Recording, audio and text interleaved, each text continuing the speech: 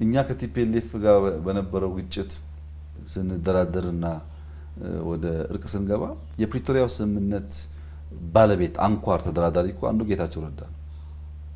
ሁለተኛ ጻድቃን እኮ እነዚህ ናቸው ዋና ተደራዳሪዎች በዲቴል ድርድሩን የሚያውቁት።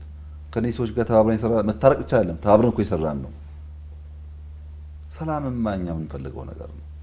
ከኦነግም አማራ አካባቢ ከሚንቀሳቀሱትም ከቲፒኤልኤፍ ካሉትም ቤኒሻንጉል ካሉትም ጋምቤላ ካሉትም አፋር ላይም ሶማሊያ አካባቢ በግልጽ ታይቷል የኛ አቋም። ሰላም እንፈልጋለን።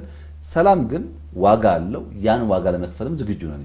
አደፍራሹ ራሱ መልሶ ደግሞ የሰላም ባለቤት ሆኖ ሲመጣ እሱ የትርክት ስሁትነትን ያስከትላል። በንግግር በውይይት ችግር መፍታት የኢትዮጵያ ባህል አይደለም። በመዝመት ነው በመውጋት ነው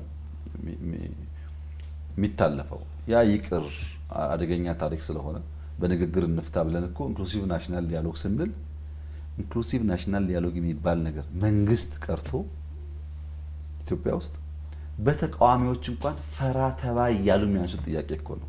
ማን ፈቅዶ ያቃል እንወያይ ብሎ ማን ተጋጨና አይደል የሚባለው? እንወያይ ችግሮቻችንን በንግግር እንፍታ ያለ መንግስት እኮ ነው። ታይቶ አይታወቅም በኢትዮጵያ ታሪክ። ችግር አለብንና እንወያይ እንምከር መክረንስ እናስተካክል የለም። እኛን እኮ ያለው